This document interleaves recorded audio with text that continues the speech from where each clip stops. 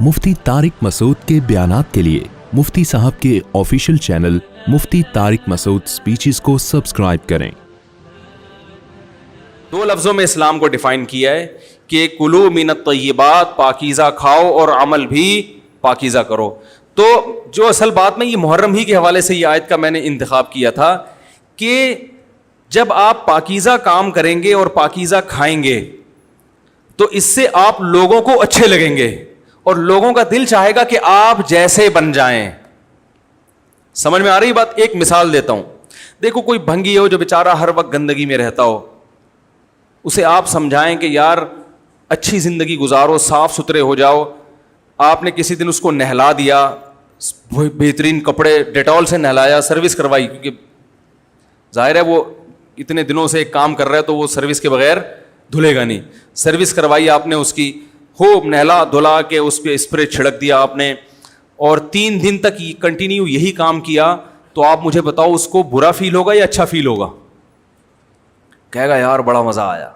उसके दिल में अपने काम से नफरत पैदा होना शुरू हो जाएगी। तो अच्छी चीज में, अच्छी तहारत में, पाकी में अल्लाह ने अट्रैक्शन रखी है। जैसे साफ सुथरा आदमी अच्छा लगता है, गंदा अच्छा लगता है? साफ सुथरा अच्छा लगता है। तो साफ सुथरे आमाल वाला भी इंसान को अच्छा लगता है। तो अल्लाह ताला ने इस्लाम को जो डिफाइन किया 2 लफ्जों में, अच्छा खाओ और अमल अच्छा करो। क्या मतलब? ऐसा काम करो कि गैर मुस्लिम तुम्हारी तरफ माइल हो कि यार ये बड़े अच्छे हैं।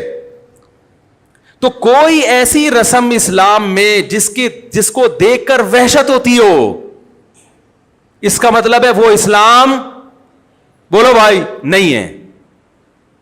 कोई भी आप ऐसा अमल कर रहे हैं, लेबल इस्लाम का लगा रहे हैं, मगर उसे देखकर गैर मुस्लिम को घंटों घंटों समझाना पड़ता है ये क्यों हो रहा है, इसका मतलब है कि ये इस्लाम, बोलो ना भाई, नहीं है।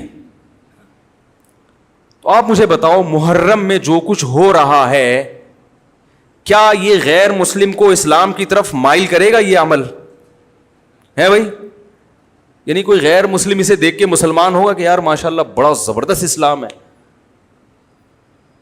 अफसोस हमें इस पर है कि देखो, जिनका मसलक है, जिनका फिक़ा है, वो जो कुछ कर रहे हैं उन्हें करने दो। अपने बारे में ये फैसला करो कि हम सुन्नी हैं या शिया हैं। फिरके शुरू से चले आ रहे हैं ना, शिया और सुन्नी, खत्म करना तो मुमकिन नहीं है। तो हजरत ईसा अलैहिस्सलाम जब नाजिल होंगे तो तलवार की जोर से तमाम फिरकों को खत्म कर देंगे। तो जो काम ईसा अलैहिस्सलाम का है वो खुद करने की कोशिश ना करो, जो हजरत मेहदी का काम है वो खुद करने की कोशिश ना करो। हम किसी फिरके को खत्म नहीं कर सकते, लेकिन हम अपने आप को डिफाइन कर सकते हैं। हम ये बता सकते हैं कि हमारी राय में सही क्या है। तो मेरे भाई, नबी सल्लल्लाहु अलैहि वसल्लम ने फरमाया 73 फिरकों में से एक जन्नती है। तो या तो उधर चले जाओ, या बोलते क्यों नहीं, अभी नहीं बोल रहे तो फिर अमल कैसे करोगे? या तो पूरे उधर चले जाओ या पूरे इधर आ जाओ। मुझे खुदा की कसम इस पर कोई इश्काल नहीं होता कि शिया लोग मातम क्यों कर रहे हैं, शिया लोग ये सब कुछ क्यों कर रहे हैं, वो जो है वो मरसी क्यों पढ़ रहे हैं। मुझे इस पर इश्काल नहीं होता। उनके दलाइल होंगे उनके पास, उनके उलमा उनको बताते हैं। वो कब कहते हैं कि हम सुन्नी हैं? वो कब कहते हैं कि हम सहाबा को हुज्जत समझते हैं? एक चीज का उन्होंने दावा ही नहीं किया, तो हम उन पर वो क्यों थोपे उनके सर पे? लेकिन मैं आपकी बात कर रहा हूं, मैं उन लोगों की बात कर रहा हूं जो अपने आप को सुन्नी कहते हैं। तो भाई फिर सुन्नी हो तो जो अहले सुन्नत वल जमात के जो चारों मकातब फिक्र हैं, हनफी, मालिकी, शाफी, हम्बली, अहले सुन्नत के हैं ना, इनकी किताबों में कहीं भी इस तरह की कोई चीज, बोलो भाई, नहीं है। मातम करना अहले सुन्नत के यहां जायज नहीं है। नबी सल्लल्लाहु अलैहि वसल्लम ने मैयत पर चीखो पुकार करने को हराम करार दिया है।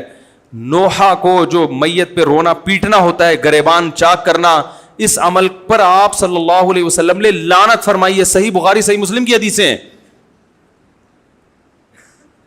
हजरत जाफर तैयार रजी अल्लाह तआला अन्हु, नबी के सगे चचाजाद भाई, मैदान जंग में शहीद हुए। 4 बीवियां बेवा हुई हैं, छोटे छोटे बच्चे यतीम हो गए। आपने उनकी बीवियों को जोर से रोने की इजाजत नहीं दी।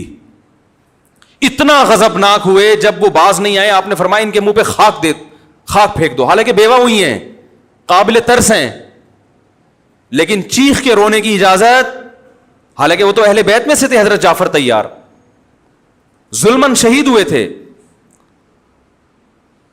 ہماری نظر میں حضرت حسین رضی اللہ تعالی عنہ کا قتل کربلا میں یہ تاریخ کا بدترین ظلم, اس لیے بدترین ظلم کہ آپ غیر مسلموں کے ہاتھوں شہید نہیں ہوئے, بلکہ ان لوگوں کے ہاتھوں شہید ہوئے جو اپنے آپ کو مسلمان کہتے تھے, اور مسلمانوں کی قیادت اس وقت ان کے ہاتھ میں تھی, حکومت ان کے ہاتھ میں تھی.